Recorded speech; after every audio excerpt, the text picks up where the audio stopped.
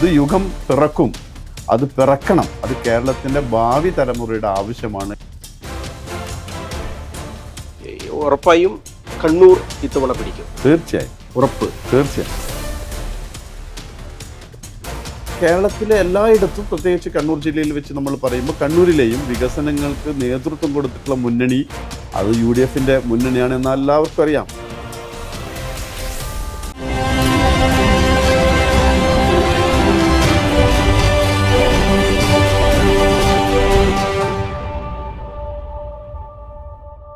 നൂറ് സീറ്റ് എന്ന പ്രഖ്യാപിത ലക്ഷ്യവുമായാണ് നിയമസഭാ തെരഞ്ഞെടുപ്പിനെ നേരിടാൻ UDF ഒരുങ്ങുന്നത്. UDFന്റെ നെടുംതൂൺ എന്നുള്ളത് മുസ്ലിം ലീഗാണ്. സംസ്ഥാന രാഷ്ട്രീയം ആകെ തിളച്ചു മറിയുകയാണ്. ശബരിമല സ്വർണ്ണക്കൊള്ളയാണ് UDFന്റെ പ്രധാന പിടിവള്ളി. എന്താണ് UDF പ്രതീക്ഷിക്കുന്നത്? കണ്ണൂർ ജില്ലയിൽ നിന്നും UDF പ്രതീക്ഷിക്കുന്ന സീറ്റുകൾ എത്ര? ഈ കാര്യങ്ങളൊക്കെയാണ് കണ്ണൂർ വിഷൻ BMH ക്വസ്റ്റ്യൻ അവർ ഈ ആഴ്ച പരിശോധിക്കുന്നത്.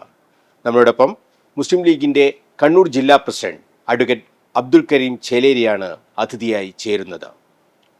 ഒരു മുഴുവൻ സമയ രാഷ്ട്രീയ പ്രവർത്തകനാണ് അഡ്വക്കേറ്റ് അബ്ദുൽ കരീം ചേലേരി.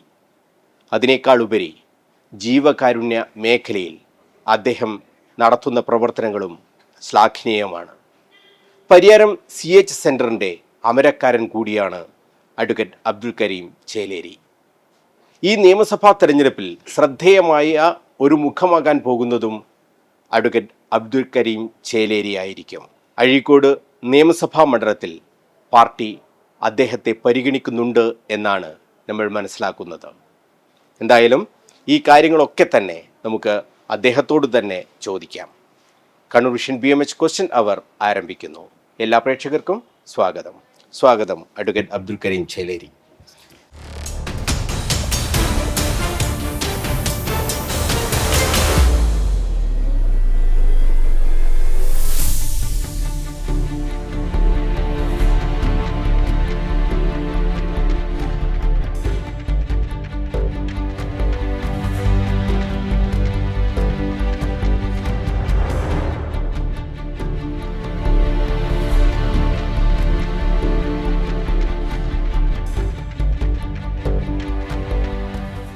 നൂറ് സീറ്റ് എന്നുള്ളതാണ് UDFൻ്റെ പ്രഖ്യാപിതമായ ലക്ഷ്യം.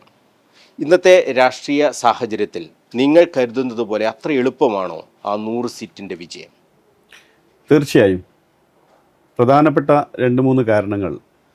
ഒന്ന്, കഴിഞ്ഞ 10 വർഷക്കാലമായിട്ട് പിണറായി വിജയൻ്റെ നേതൃത്വത്തിലുള്ള LDF സർക്കാരിനെതിരായി വലിയ ജനവികാരം ഉയർന്നു വരുന്നുണ്ട് എന്നുള്ളത് തന്നെയാണ്. കേരളത്തിൽ നിയമസഭാ ഉപതെരഞ്ഞെടുപ്പുകൾ നടന്നപ്പോൾ അതിൽ ചേലക്കര ഒഴികെയുള്ള എല്ലാ ഉപതെരഞ്ഞെടുപ്പുകളിലും വലിയ ഭൂരിപക്ഷത്തോടു കൂടിയാണ് UDF ജയിച്ചു വന്നത്. ചേലക്കരയിലാകട്ടെ അവരുടെ ഭൂരിപക്ഷം വളരെ ഗണ്യമായി കുറക്കാനും UDFന് കഴിഞ്ഞു. ഏറ്റവും ഒടുവിൽ തദ്ദേശ ഭരണ തെരഞ്ഞെടുപ്പ് നടന്നപ്പോൾ ആ തെരഞ്ഞെടുപ്പിൻ്റെ പോരാട്ട ഭൂമിയിൽ വലിയ ആശങ്കയുണ്ടായിരുന്നു. ആ ആശങ്കക്ക് നിദാനമായിട്ടുള്ള കാരണങ്ങൾ, ഒന്ന്, LDF അധികാരത്തിലിരിക്കുമ്പോൾ അശാസ്ത്രീയമായ വിധത്തിൽ വാർഡ് വിഭജനം നടത്തി ഡീലിമിറ്റേഷൻ്റെ ഒക്കെ ഭാഗമായിട്ട് വാർഡുകൾ തലങ്ങും വിലങ്ങും വെട്ടിമുറിച്ച് നടത്തിയിട്ടുള്ളൊരു തെരഞ്ഞെടുപ്പ്. ഉദ്യോഗസ്ഥന്മാരെ അടക്കം ഭീഷണിപ്പെടുത്തിയും അല്ലാതെയൊക്കെ തങ്ങളുടെ ചൊൽപ്പടിക്ക് നിർത്തിയിട്ട് നടത്തിയ തെരഞ്ഞെടുപ്പാണ്. ആ തെരഞ്ഞെടുപ്പിൽ പോലും ചരിത്രത്തിൽ തുല്യതയില്ലാത്ത വിജയത്തിലേക്കാണ് UDF എത്തിച്ചേർന്നത്, കണ്ണൂർ ജില്ലയിലടക്കം. ആ ഒരു ആത്മവിശ്വാസം, ജനങ്ങൾ ഈ ഭരണം മാറണം എന്ന് ആഗ്രഹിക്കുന്നുണ്ട്. അത് സാധാരണക്കാരായിട്ടുള്ള ആളുകൾ മാത്രമല്ല, ഇടതുപക്ഷ സഹയാത്രികരടക്കം ഈ ഭരണം മാറണം എന്ന് ആഗ്രഹിക്കുന്ന ഒരു പശ്ചാത്തലത്തിൽ 100 സീറ്റ് നേടി UDF വിജയിക്കുക എന്ന് പറയുന്നത് അത് വലിയ പ്രയാസമുള്ള കാര്യമായിട്ട് ഞങ്ങൾക്ക് തോന്നി. തദ്ദേശ ഭരണ തെരഞ്ഞെടുപ്പിൽ അഭൂതപൂർവമായിട്ടുള്ള വിജയമാണ് UDFന് ഉണ്ടായത്. കേരളത്തിൽ സ്ട്രൈറ്റ് റേറ്റിൽ ഇന്ത്യൻ നാഷണൽ കോൺഗ്രസിനോടൊപ്പം ഇന്ത്യ യൂണിയൻ മുസ്ലിം ലീഗും വലിയ മുന്നേറ്റം നടത്തിയെന്ന് നമുക്കെല്ലാവർക്കും അറിയാം. 7000-ൽ സീറ്റുകൾ നേടിയിട്ട് കോൺഗ്രസ് വലിയ മെജോറിറ്റിയോടുകൂടി ജനപ്രതിനിധികളെ തിരഞ്ഞെടുത്ത് അയച്ചു. 2ാം സ്ഥാനത്താണ് LDF ഉള്ളത്. മുസ്ലിം ലീഗാകട്ടെ അതിൻ്റെ 3-ാം സ്ഥാനത്ത് കിടക്കും. യു ഡി എഫിലെ പ്രബലമായിട്ടുള്ള 2 കക്ഷികൾ എന്നുള്ള നിലയിൽ ഇന്ത്യൻ നാഷണൽ കോൺഗ്രസും അതുപോലെ തന്നെ ഇന്ത്യ യൂണിയൻ മുസ്ലിം ലീഗും മറ്റ് കക്ഷികളും ആർജിച്ചെടുത്തിട്ടുള്ള ഈ കരുത്ത് തീർച്ചയായും നിയമസഭാ തെരഞ്ഞെടുപ്പിൽ ഈ മുന്നണിക്ക് ഗുണം ചെയ്യും. അതുകൊണ്ട് 100 സീറ്റ് നേടി വിജയിക്കുമെന്ന് യു ഡി എഫിൻ്റെ ആത്മവിശ്വാസം. അതിന് മതിയായ കാരണങ്ങൾ കേരളത്തിൻ്റെ രാഷ്ട്രീയ പശ്ചാത്തലത്തിൽ തന്നെയുണ്ട്. അതുകൊണ്ട് അത് വിജയിച്ച് എടുക്കുക എന്നുള്ളത് വലിയ പ്രയാസമുള്ള കാര്യമായിട്ട് എനിക്ക് തോന്നുന്നു. ഈ പുതുയുഗ യാത്ര നടക്കുകയാണല്ലോ. ഈ പുതുയുഗ യാത്ര എന്നുള്ളത് ഒരു തെരഞ്ഞെടുപ്പിൻ്റെ പ്രചരണത്തിൻ്റെ തുടക്കം കൂടിയാണ്. ആ അർത്ഥത്തിൽ ഈ നടന്ന യാത്രകളിലൊക്കെ തന്നെ ഉണ്ടായ ജനപങ്കാളിത്തം, ഇതൊക്കെ നിങ്ങളുടെ ആത്മവിശ്വാസം വർദ്ധിപ്പിക്കുന്ന ഘടകങ്ങൾ തന്നെയാണോ? തീർച്ചയായും. കണ്ണൂർ ജില്ലയിൽ 8 കേന്ദ്രങ്ങളിലാണ് പുതുയുഗ യാത്രക്ക് സ്വീകരണം ഉണ്ടായത്. 8 സ്വീകരണ കേന്ദ്രങ്ങളിലെയും ജനങ്ങൾ എവിടെയാണ് ഏറ്റവും കൂടുതൽ എന്ന് താരതമ്യം ചെയ്യാൻ പോലും പറ്റാത്ത വിധത്തിൽ ഓരോ ഇടങ്ങളിലെയും സ്വീകരണങ്ങൾ വലിയ ആൾക്കൂട്ടം എത്തിച്ചേരുന്ന വിധത്തിലുള്ള വമ്പിച്ച സമ്മേളനങ്ങളായി മാറി എന്നുള്ളതാണ്. പുതുയുഗ യാത്രയിൽ പ്രതിപക്ഷ നേതാവും യു ഡി എഫ് നേതാക്കന്മാരും മുന്നോട്ട് വെച്ചിട്ടുള്ള ആശയങ്ങൾ അത് ഭാവി കേരളം എങ്ങനെ ആകണമെന്നത് സംബന്ധിച്ചുള്ളതാണ്. പ്രതിപക്ഷ നേതാവ് എല്ലായിടങ്ങളിലും പ്രസംഗിച്ചു കൊണ്ടിരിക്കുന്ന ഒരു കാര്യമുണ്ട്. കഴിഞ്ഞ 10 കൊല്ലക്കാലം ഈ സർക്കാരിനെതിരായിട്ടുള്ള കുറ്റപത്രവുമായിട്ടാണ് നമ്മൾ ജനങ്ങളിലേക്ക് ഇറങ്ങിയത്. അതിൻ്റെ അടിസ്ഥാനത്തിൽ ജനങ്ങളെ നമ്മൾ വിചാരണ ചെയ്തു. ആ വിചാരണയുടെ ഭാഗമായിട്ട് തെരഞ്ഞെടുപ്പുകളിൽ നമ്മൾ ജയിച്ചു വന്നു. ഞാൻ നേരത്തെ പറഞ്ഞതുപോലെ നിയമസഭാ ഉപതെരഞ്ഞെടുപ്പുകളിൽ, തദ്ദേശ ഭരണ തെരഞ്ഞെടുപ്പ്. ഇനിയിപ്പോൾ ജനങ്ങൾ സ്വാഭാവികമായും പ്രതിപക്ഷത്തോട് ഉയർത്തുന്നൊരു ചോദ്യമുണ്ട്. നിങ്ങൾ അധികാരത്തിൽ വന്നാൽ എന്ത് മാറ്റം ഉണ്ടാകും? ആ മാറ്റത്തെക്കുറിച്ച് കൃത്യമായി അഡ്രസ്സ് ചെയ്ത് ഒരു വിഷൻ കേരളത്തിൻ്റെ മുമ്പാകെ അവതരിപ്പിക്കാൻ പ്രതിപക്ഷത്തിന് കഴിയുന്നു എന്നുള്ളതാണ് ഈ തെരഞ്ഞെടുപ്പ് വരാൻ പോകുന്ന ഏറ്റവും പ്രധാനപ്പെട്ട ഒരു കാര്യം. അതിൻ്റെ വ്യാപകമായിട്ടുള്ള പ്രചരണം, മുന്നൊരുക്കങ്ങളൊക്കെയാണ് പുതുയുഗ യാത്രയിൽ യു ഡി എഫ് നടത്തിക്കൊണ്ടിരിക്കുന്നത്. അപ്പോൾ പുതുയുഗം പിറക്കും, അത് പിറക്കണം, അത് കേരളത്തിൻ്റെ ഭാവി തലമുറയുടെ ആവശ്യമാണ് എന്ന് ജനങ്ങളാകെ തിരിച്ചറിയുന്ന അനുഭവങ്ങളാണ് പുതുയുഗ യാത്രയിലുടനീളം ഞങ്ങൾക്ക് ദർശിക്കാൻ കഴിയും. ഈ എൽ ഡി എഫ് പറയുന്നത് യു ഡി എഫിൻ്റെ ഭരണകാലം, ഉമ്മൻചാണ്ടി സർക്കാരിൻ്റെ ഭരണകാലം, എൽ ഡി എഫ് സർക്കാരിൻ്റെ കഴിഞ്ഞ 10 വർഷക്കാലം, ഇത് നിങ്ങൾ താരതമ്യം ചെയ്തോളൂ എന്ന് എൽ ഡി എഫ് പറയുന്നുണ്ട്. വലിയ മാറ്റം ഇവിടെ കൊണ്ടുവരാൻ എൽ ഡി എഫിന് കഴിഞ്ഞിട്ടുണ്ട്. കഴിഞ്ഞ 10 വർഷത്തിനിടയിൽ വികസനപരമായി നിങ്ങൾക്ക് എന്ത് കാര്യങ്ങളാണ് ചൂണ്ടിക്കാണിക്കാനുള്ളത്? എന്താണ് കേരളത്തിന് പോരായ്മയായി പറയാനുള്ളത് എന്നൊരു ചോദ്യം എൽ ഡി എഫ് ഉയർത്തുന്നുണ്ട്. എന്താണ് അതിനുള്ളത്? ആ ചോദ്യത്തിന് ഒരു അടിസ്ഥാനമില്ല എന്ന് നമുക്ക് എല്ലാവർക്കും അറിയാലോ. കേരളത്തിലെ മെഗാ പ്രൊജക്റ്റുകൾ ഓരോന്നോരോന്നെടുത്ത് പരിശോധിച്ച് നോക്കും. ആ പ്രൊജക്റ്റുകൾക്കൊക്കെ തുടക്കം കുറിച്ചതാരാണ്? അത് വിഴിഞ്ഞം പോർട്ടാവട്ടെ, വിമാനത്താവളങ്ങളാവട്ടെ, അതുപോലുള്ള IT പാർക്കുകൾ ആകട്ടെ, IT രംഗത്ത് നടത്തിയിട്ടുള്ള വലിയ സംരംഭങ്ങളാകട്ടെ, ഇതൊക്കെ ഉമ്മൻചാണ്ടി സർക്കാരിൻ്റെ കാലത്തും അതിനു മുമ്പുള്ള യു ഡി എഫ് സർക്കാരിൻ്റെ കാലത്തും തുടങ്ങിയ കാര്യങ്ങൾ തന്നെയാണ്. കണ്ണൂർ ജില്ലയിലേക്ക് വരിക. കണ്ണൂർ ജില്ലയിലെ കണ്ണൂർ വിമാനത്താവളത്തിൻ്റെ ശില്പി ആരാണ്? പരിയാരം മെഡിക്കൽ കോളേജിൻ്റെ ശില്പികൾ ആരാണ്? അപ്പോൾ ഓരോ ഇടങ്ങളിലും അഴീക്കോട് പോർട്ടുമായി ബന്ധപ്പെട്ടുള്ള അതിൻ്റെ തുടക്കം ആരുടെ കാലയളവിലാണ് ഉണ്ടായത്? അത്തരത്തിൽ കേരളത്തിലെ എല്ലായിടത്തും, പ്രത്യേകിച്ച് കണ്ണൂർ ജില്ലയിൽ വെച്ച് നമ്മൾ പറയുമ്പോൾ കണ്ണൂരിലെയും വികസനങ്ങൾക്ക് നേതൃത്വം കൊടുത്തിട്ടുള്ള മുന്നണി അത് യു ഡി എഫിൻ്റെ മുന്നണിയാണ് എന്ന് എല്ലാവർക്കും അറിയാം. അപ്പോൾ ഈ വളരെ കൃത്യമായിട്ടുള്ള വിഷൻ ഈ മുന്നണിക്കുണ്ട്. നിലവിലുള്ള സംവിധാനത്തിൽ ഓൾട്ടർനേറ്റീവ് എന്താണ് എന്നത് സംബന്ധിച്ചും യു ഡി എഫിൻ്റെ നേതാക്കന്മാർക്ക് പൊതുസമൂഹത്തോട് പറയാനുണ്ട്. അതുകൊണ്ട് വികസനപരമായിട്ടുള്ള പ്രവർത്തനങ്ങളിൽ എല്ലായ്പ്പോഴും മുന്നിൽ നിന്നിട്ടുള്ള ഒരു മുന്നണി എൽ ഡി എഫിനെ താരതമ്യം ചെയ്യുമ്പോൾ വളരെ വലിയ മുന്നേറ്റം കഴിഞ്ഞ കാലങ്ങളിൽ നടത്താൻ കഴിഞ്ഞിട്ടുണ്ട്. അത് ഇനിയും തുടരാനും അതിനേക്കാൾ മെച്ചപ്പെട്ടിട്ടുള്ള പ്രൊജക്റ്റുകൾ കേരളത്തിലേക്ക് കൊണ്ടുവരാനും കഴിയും എന്നുള്ളത് തന്നെയാണ് നമ്മുടെ ഒരു പ്രതീക്ഷ. കേരളത്തിൻ്റെ വികസന നേട്ടങ്ങൾക്കാണ് എൽ ഡി എഫ് വീണ്ടും ജനങ്ങളോട് വോട്ട് ചോദിക്കുന്നത്. ആയിക്കോട്ടെ, വികസനം എന്ന് പറയുന്നത് ഏകപക്ഷീയമല്ലല്ലോ. യു ഡി എഫിൻ്റെ കാലത്ത് നമ്മൾ നടത്തിയിട്ടുള്ള വികസനങ്ങളുടെ തുടർച്ച അത് പൂർണ്ണാർത്ഥത്തിൽ പ്രാവർത്തികമാക്കേണ്ടുന്ന ഘട്ടങ്ങളിൽ സർക്കാർ മാറിയപ്പോൾ വന്നിട്ടുള്ളൊരു മാറ്റത്തിൻ്റെ ഫലമായിട്ടാണല്ലോ ഈ കാര്യങ്ങളൊക്കെ ഇവർ പറയുന്നത്. എന്നാൽ കേരളത്തിലെ ജനങ്ങൾ ഇപ്പോൾ ആഗ്രഹിക്കുന്നത് എന്തൊക്കെയാണ്? അവരുടെ ദൈനംദിന ജീവിതവുമായി ബന്ധപ്പെട്ടുള്ള വളരെ പ്രധാനപ്പെട്ട പ്രശ്നങ്ങളുണ്ട്. ആരോഗ്യ മേഖല, വിദ്യാഭ്യാസ മേഖല, അങ്ങനെ ഓരോ മേഖലയിലും ഈ സർക്കാർ എത്രമാത്രം പരാജയമായിരുന്നു എന്നതിനെക്കുറിച്ച് നമ്മുടെ മുമ്പാകെ തെളിവുകളുണ്ടല്ലോ. ആരോഗ്യ മേഖല എടുത്ത് പരിശോധിക്കൂ. ആരോഗ്യ രംഗം വെന്റിലേറ്ററിലാണ് എന്നാണ് പ്രതിപക്ഷ നേതാവ് പറഞ്ഞുകൊണ്ടിരിക്കുന്നത്. സത്യത്തിൽ എത്ര മരണങ്ങളാണ് സമീപകാലത്ത് ആരോഗ്യവകുപ്പിൻ്റെ പിടിപ്പുകേട് മൂലമുണ്ടായത്. നമ്മുടെ കുട്ടികൾ വിദേശ പഠനത്ത് പ്രോഗ്രാം ചെയ്യാൻ പോവുകയാണ്, പഠിക്കാൻ പോവുകയാണ്. എന്തുകൊണ്ടാണ് അവരങ്ങോട്ട് പോകേണ്ടി വരുന്നത്?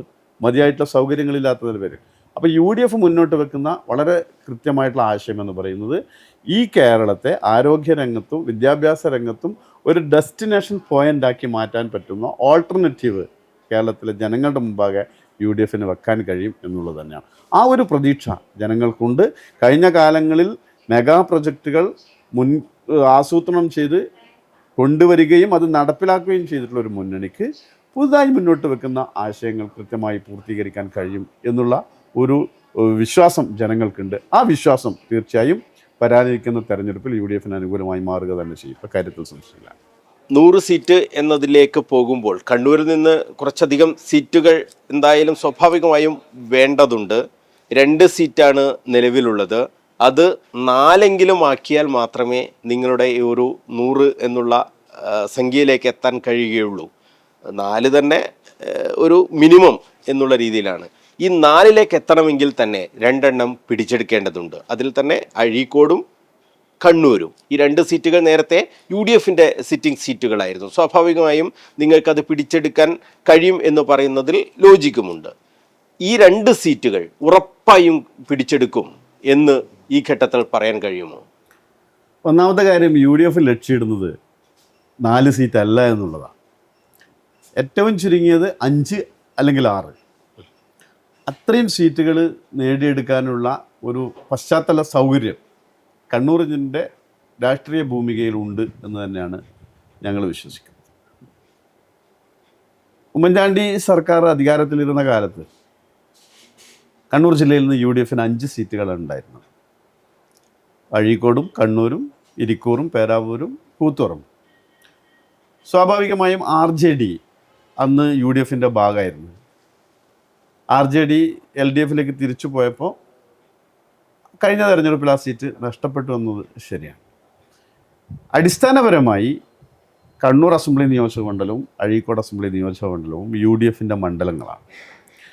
കഴിഞ്ഞ 2 തെരഞ്ഞെടുപ്പുകളിൽ കണ്ണൂർ UDF പരാജയപ്പെട്ടിട്ടുണ്ട്, അഴീക്കോട് കഴിഞ്ഞ തെരഞ്ഞെടുപ്പിൽ പരാജയപ്പെട്ടിട്ടുണ്ട്. പക്ഷേ അടിസ്ഥാനപരമായി UDFന് വളരെ ശക്തിയും കരുത്തുള്ള 2 മണ്ഡലങ്ങളെന്നുള്ള നിലയിൽ കണ്ണൂരും അഴീക്കോടും എന്ത് തന്നെയായാലും ഈ തെരഞ്ഞെടുപ്പിൽ UDF ജയിച്ചു വരും. കൂത്തുപറമ്പിൽ അനുകൂലമായിട്ടുള്ള സാഹചര്യം രൂപപ്പെട്ടു വരുന്നുണ്ട്. അതുപോലെ തന്നെയാണ് തളിപ്പറമ്പ് ഉൾപ്പെടെയുള്ള അസംബ്ലി നിയോജകമണ്ഡലം. ഈ മണ്ഡലങ്ങളൊന്നും ഒരിക്കലും LDFൻ്റെ കുത്തക സീറ്റുകളാണ് എന്ന് അവർ പോലും അവകാശപ്പെടുന്നുണ്ടാവില്ല. കഴിഞ്ഞ ലോക്സഭാ തെരഞ്ഞെടുപ്പിൽ ധർമ്മടത്തടക്കം K. സുധാകരൻ ലീഡ് നേടിയിട്ടുള്ള നിയോജക മണ്ഡലങ്ങളാണ്, അസംബ്ലി നിയോജക മണ്ഡലങ്ങൾ. ആ ഒരു ആത്മവിശ്വാസം തീർച്ചയായും ധർമ്മടത്ത് ലീഡ് ഉണ്ടായിരുന്നില്ല, തളിപ്പറമ്പിൽ ലീഡ് ഉണ്ടായിരുന്നു. കല്യാശ്ശേരിയിലൊക്കെയുള്ള ലീഡ് വളരെ കുറഞ്ഞ് 1000 ചില്ലാനം വോട്ടിൻ്റെ ലീഡ് മാത്രമാണ് അവിടെ LDFൻ്റെ സ്ഥാനാർത്ഥിക്കുണ്ടായത്. അപ്പോൾ ഒരു മണ്ഡലവും പൂർണ്ണമായ അർത്ഥത്തിൽ LDFന് കുത്തകയാക്കി വെക്കാൻ പറ്റുന്ന നിയമസഭാ മണ്ഡലങ്ങളല്ല എന്ന് ഈ ചരിത്ര വസ്തുതകൾ പരിശോധിച്ചാൽ നമുക്ക് ബോധ്യപ്പെടും. ആ ഒരു പശ്ചാത്തലത്തിൽ പ്രത്യേകിച്ച് കേരളത്തിൽ ഈ ഭരണവിരുദ്ധ വികാരം കൊടുമ്പിരി കൊള്ളുന്ന സമയത്ത് ഏറ്റവും ചുരുങ്ങിയത് 5 അല്ലെങ്കിൽ 6 സീറ്റിലെങ്കിലും കണ്ണൂർ ജില്ലയിൽ UDF ജയിച്ചു വരുമെന്നുള്ളത് തന്നെയാണ് ഞങ്ങൾ പ്രതീക്ഷിക്കുന്നത്. ഈ കണ്ണൂരിൽ ഏതെങ്കിലും എന്താണ് ശരിക്കും കഴിഞ്ഞ 2 തെരഞ്ഞെടുപ്പുകൾ സംഭവിച്ചത്? അതിനെക്കുറിച്ചിപ്പോൾ വിശകലനം നടത്തേണ്ടുന്നൊരു സമയമല്ല. കണ്ണൂരിൽ പല കാരണങ്ങളും ഉണ്ട് എന്നാണ് ഞാൻ വിശ്വസിക്കുന്നത്. ഒന്ന്, ആ സമയത്ത് മുന്നണിക്കകത്ത് രാഷ്ട്രീയ പാർട്ടി എന്നുള്ള നിലയിൽ സ്വാഭാവികമായും ഉണ്ടാകാവുന്ന ചില അസ്വാരസ്യങ്ങൾ, അതൊക്കെ UDFൻ്റെ വിജയത്തെ ബാധിച്ചിട്ടുണ്ടോ എന്ന് ആലോചിക്കേണ്ടുന്ന ഒരു ഘടകമാണ്. പക്ഷേ ഇത്തവണ അതിനേക്കാളൊക്കെ അപ്പുറത്ത് ഇപ്പോൾ കോർപ്പറേഷൻ തെരഞ്ഞെടുപ്പിൽ നമ്മൾ കണ്ടല്ലോ, കോർപ്പറേഷൻ പിടിച്ചെടുക്കുമെന്നുള്ള വലിയ അവകാശവാദവുമായിട്ടാണ് LDF മുന്നോട്ട് വന്നത്, പ്രത്യേകിച്ച് CPMൻ്റെ ജില്ലാ സെക്രട്ടറി. പക്ഷേ എന്തായിരുന്നു ഫലം? UDF കഴിഞ്ഞ കോർപ്പറേഷൻ തെരഞ്ഞെടുപ്പിൽ നേടിയതിനേക്കാൾ സീറ്റ് നേടി പൂർവാധിക ശക്തിയോടുകൂടി തിരിച്ചു വന്നു. CPM-ൻ്റെ സീറ്റടക്കം BJP പിടിച്ചെടുക്കുന്ന സാഹചര്യം ഇവിടെ ഉണ്ടായി. അപ്പോൾ CPM കണ്ണൂർ കോർപ്പറേഷനിലടക്കം, കണ്ണൂർ കോർപ്പറേഷൻ എന്ന് പറയുന്നത് കണ്ണൂർ അസംബ്ലി നിയോജക മണ്ഡലത്തിലും അഴീക്കോട് അസംബ്ലി നിയോജക മണ്ഡലത്തിലും ഉൾപ്പെടുന്ന പ്രദേശങ്ങൾ അടങ്ങിയതാണല്ലോ. അപ്പോൾ സ്വാഭാവികമായും കണ്ണൂരിൻ്റെ പ്രത്യേകമായിട്ടുള്ളൊരു പശ്ചാത്തലത്തിൽ കണ്ണൂർ അസംബ്ലി നിയോജക മണ്ഡലം ഇത്തവണ പിടിച്ചെടുക്കുക എന്നത് വലിയ പ്രയാസമുള്ള കാര്യമായിട്ട് ഞങ്ങൾക്ക് തോന്നി. ഈ കഴിഞ്ഞ തവണ ന്യൂനപക്ഷ വോട്ട്, അതായത് പ്രത്യേകിച്ച് മുസ്ലിം ലീഗിൻ്റെ അടക്കം വോട്ട് LDF-ലേക്ക് പോയിട്ടുണ്ടോ? അങ്ങനെ ഒരു പരിശോധനകൾ നടത്തുമ്പോൾ അങ്ങനെ കണ്ടെത്തിയിരുന്നു? അങ്ങനെ ഒരു കാര്യം കോൺഗ്രസ് ആ രീതിയിലൊക്കെ പറയുന്നുണ്ട്. ഇല്ല, അതിൽ അടിസ്ഥാനമുണ്ടെന്ന് എനിക്ക് തോന്നുന്നില്ല. മുസ്ലിം ലീഗിൻ്റെ വോട്ടുകൾ, പ്രത്യേകിച്ച് ന്യൂനപക്ഷ വോട്ടുകളൊക്കെ കഴിഞ്ഞ തെരഞ്ഞെടുപ്പിൽ ജനറലായിട്ട് രൂപപ്പെട്ട് വന്നിട്ടുള്ളൊരു ട്രെൻഡിനനുസൃതമായിട്ട് എവിടെയൊക്കെ ആർക്കൊക്കെ ലഭിച്ചു എന്ന് വിശകലനം ചെയ്യുമ്പോൾ കണ്ണൂരിലും ആ വിധത്തിൽ ന്യൂനപക്ഷ വോട്ടുകൾ UDF-ന് അനുകൂലമായി തന്നെ വന്നു എന്നാണ് പ്രതീക്ഷിക്കുന്നത്. പിന്നെ സ്ഥാനാർത്ഥി എന്നുള്ള നിലയിലുള്ള വ്യക്തിപ്രഭാവങ്ങളൊക്കെ ഇതിനൊരു പ്രധാനപ്പെട്ട ഘടകമാണ്. അപ്പോൾ അതിൻ്റെ അടിസ്ഥാനത്തിൽ കഴിഞ്ഞ 2 തെരഞ്ഞെടുപ്പുകളിൽ LDF ജയിച്ചു വരുമ്പോൾ സ്ഥാനാർത്ഥി എന്ന നിലയിൽ ശ്രീ കടന്നപ്പള്ളി രാമചന്ദ്രന് അനുകൂലമായിട്ടുള്ള ഒരു മാറ്റം ഉണ്ട് എന്നുള്ളതാണ് തെരഞ്ഞെടുപ്പിൻ്റെ ഫലം നമ്മളെ ബോധ്യപ്പെടുത്തുന്നത്. അത് സ്ഥായിയായി നിലനിൽക്കണമെന്നില്ല. അത് LDF-ന് അനുകൂലമായിട്ടുള്ള ഒരു പൊതുവികാരമായിട്ട് ഞങ്ങൾ മനസ്സിലാക്കുന്നില്ല. പക്ഷേ 2 തെരഞ്ഞെടുപ്പിൽ സംഭവിച്ചത് കൊണ്ടാണ് അതൊരു പൊളിറ്റിക്കൽ വോട്ട് എന്നുള്ള രീതിയിലേക്ക് വന്നിട്ടുള്ളത്. പക്ഷേ 2 തെരഞ്ഞെടുപ്പുകളിലും സ്ഥാനാർത്ഥികൾ ഒരേ കൂട്ടത്തിൽപ്പെടുന്ന ആളുകളായിരുന്നു എന്നുള്ളത് നമ്മൾ കാണണം. അപ്പോൾ സ്ഥാനാർത്ഥിയെക്കുറിച്ചുള്ള എന്തെങ്കിലും മതിപ്പുകേട് ആണ് ഇത് എന്ന് ഞാൻ പറയുന്നതിന് അർത്ഥമില്ല, അങ്ങനെ ഞാൻ പറയുന്നുമില്ല. പക്ഷേ കുറേ കൂടി മെച്ചപ്പെട്ടിട്ടുള്ള ഒരു അർത്ഥത്തിൽ ജനങ്ങൾ വിലയിരുത്തി എന്നുള്ളതാണല്ലോ സ്വാഭാവികമായും തെരഞ്ഞെടുപ്പ് ഫലം നമുക്ക് ബോധ്യപ്പെടുന്നത്. അത് പൊളിറ്റിക്കൽ വോട്ടാണ് എന്ന് ഞാൻ വിശ്വസിക്കുന്നേ ഇല്ല. ഈ AP വിഭാഗം സുന്നി ആ വോട്ട് LDF-ലേക്ക് കഴിഞ്ഞ തവണ മാറിപ്പോയിട്ടുണ്ടോ കണ്ണൂരിൽ? അല്ല, AP വിഭാഗം സുന്നികൾ ഓരോ കാലഘട്ടത്തിലും വ്യത്യസ്തമായിട്ടുള്ള നിലപാടുകൾ സ്വീകരിച്ചിട്ട് വരുന്നുണ്ടല്ലോ, നമുക്കെല്ലാവർക്കും അറിയാം. കഴിഞ്ഞ തെരഞ്ഞെടുപ്പിൽ അവർ പൊതുവെ സ്വീകരിച്ചിട്ടുള്ളത് LDF-ന് അനുകൂലമായിട്ടുള്ളൊരു നിലപാടാണ് എന്നാണ് ഞാൻ മനസ്സിലാക്കുന്നത്. എത്രമാത്രം അത് പൂർണ്ണാർത്ഥത്തിൽ ശരിയാണ് എന്ന് എനിക്കറിയില്ല. പക്ഷേ ചിലയിടങ്ങളിലൊക്കെ ചിലപ്പോൾ സ്ഥാനാർത്ഥിയെ പരിഗണിച്ചുകൊണ്ടുള്ള വോട്ടുകൾ രേഖപ്പെടുത്തിയിട്ടുണ്ടാകാം. ജനറലി നമ്മളത് പറയുമ്പോൾ കഴിഞ്ഞ കുറേ കാലമായിട്ട് LDF-ന് അനുകൂലമായിട്ടുള്ള ഒരു നിലപാടാണ് ഈ പറയപ്പെട്ടുള്ള സുന്നി വിഭാഗം സ്വീകരിച്ചിട്ടുള്ളത്. പക്ഷേ തദ്ദേശഭരണ തെരഞ്ഞെടുപ്പോടുകൂടി ന്യൂനപക്ഷങ്ങൾ UDF-ന് അനുകൂലമായി വന്നു എന്നുള്ളതാണ് വലിയ ഒരു പ്രത്യേകത. അത് നിയമസഭാ തെരഞ്ഞെടുപ്പിലും ഉണ്ടാകുമെന്ന് തന്നെയാണ് ഞങ്ങൾ പ്രതീക്ഷിക്കുന്നത്. ഉറപ്പായും കണ്ണൂർ ഇത്തവണ പിടിക്കും. തീർച്ചയായും, ഉറപ്പ്. തീർച്ചയായും. കടന്നപ്പള്ളി രാമചന്ദ്രൻ ആണെങ്കിൽ കൂടി ആരായാലും ഇത്തവണ UDF-ന് അനുകൂലമായിട്ടുള്ള ഒരു സാഹചര്യം കണ്ണൂർ അസംബ്ലി നിയോജക മണ്ഡലത്തിലുണ്ട്, അഴീക്കോട്ടുണ്ട്, ഞാൻ നേരത്തെ പറഞ്ഞ പോലെ മറ്റ് മണ്ഡലങ്ങളിലൊക്കെ ഉണ്ട്. അതുകൊണ്ട് ഈ 2 സീറ്റ് എന്നുള്ള ഒരു തലത്തിൽ, അധികമായി 2 സീറ്റ് എന്നുള്ള തലത്തിൽ ഒതുങ്ങി നിൽക്കുന്നതിനപ്പുറത്ത് ഏറ്റവും ചുരുങ്ങിയത് 5 എന്നുള്ള തലത്തിൽ അത് പോയാൽ ഒരു 6 വരെ എത്താവുന്ന സാധ്യത കണ്ണൂരിലുണ്ട് എന്നാണ് എൻ്റെ ഒരു വിശ്വാസം. K. സുധാകരൻ മത്സരിക്കണം എന്നൊരു താല്പര്യത്തോടുകൂടി ഇപ്പോൾ നിൽക്കുന്നുണ്ട്. MP ആണ് അദ്ദേഹം. K. സുധാകരൻ നിയമസഭാ തെരഞ്ഞെടുപ്പിൽ മത്സരിക്കണം എന്ന് തീരുമാനിക്കുകയാണെങ്കിൽ അതിൽ ലീഗിൻ്റെ നിലപാടെന്തായിരിക്കും? K. സുധാകരൻ UDF-ൻ്റെ കരുത്തനായിട്ടുള്ള നേതാവാണ്, കണ്ണൂരിൻ്റെ ജനകീയ മുഖാണ്, നിരവധി തവണ തെരഞ്ഞെടുപ്പുകളിൽ മത്സരിച്ച് വിജയിച്ച ആളാണ്, നിയമസഭയിലാകട്ടെ പാർലമെൻറ്റിലാകട്ടെ. അപ്പം കണ്ണൂരിലെ ജനങ്ങൾക്ക് അദ്ദേഹത്തോട് വലിയ ആഭിമുഖ്യമുണ്ട് എന്നുള്ള കാര്യത്തിൽ യാതൊരു സംശയമുണ്ട്. മുസ്ലിം ലീഗിനെ സംബന്ധിച്ചിടത്തോളം UDF-ൻ്റെ സ്ഥാനാർത്ഥി എന്നുള്ള നിലയിൽ കോൺഗ്രസ് മുന്നോട്ട് വെക്കുന്ന സ്ഥാനാർത്ഥി ആരായാലും അവരെ അംഗീകരിക്കുക, അത് അവർക്ക് അനുകൂലമായി പ്രവർത്തിക്കുക എന്നുള്ളതാണ് എല്ലാ കാലത്തും മുസ്ലിം ലീഗ് സ്വീകരിച്ച് വന്നിട്ടുള്ള രാഷ്ട്രീയ നിലപാട്. ആ നിലപാടിൽ ഇത്തവണയും മാറ്റം ഉണ്ടാകില്ല. കോൺഗ്രസിൻ്റെ ആഭ്യന്തര വിഷയങ്ങളിൽ സ്ഥാനാർത്ഥി ആരാകണം എന്നത് സംബന്ധിച്ചുള്ള ചർച്ചകളിൽ ഒന്നും മുസ്ലിം ലീഗ് സാധാരണഗതിയിൽ അഭിപ്രായം പറയാറില്ല. ഇത്തവണയും അങ്ങനെ ഒരു അഭിപ്രായം മുസ്ലിം ലീഗിൻ്റെ ഭാഗത്തുനിന്നുണ്ടാകില്ല. K. സുധാകരൻ മത്സരിക്കണമോ വേണ്ടയോ എന്നത് കോൺഗ്രസിൻ്റെ ഹൈക്കമാൻഡ് ഉൾപ്പെടെ ആണ് തീരുമാനിക്കേണ്ടത്. ആരെ തീരുമാനിച്ചാലും അവരെ വിജയിപ്പിക്കുന്നതിന് വേണ്ടി ഒറ്റക്കെട്ടായി കണ്ണൂരിലെ മുസ്ലിം ലീഗിൻ്റെ പ്രവർത്തകന്മാരുണ്ടാകും. ഈ സുധാകരനാണെങ്കിൽ നല്ല ഭൂരിപക്ഷത്തിൽ ജയിക്കും. തീർച്ചയായും സുധാകരനായാലും ജയിക്കും, ഇനി കോൺഗ്രസിൻ്റെ സ്ഥാനാർത്ഥിയായിട്ട് മറ്റൊരാൾ വന്നാൽ അവരും ചെയ്യും.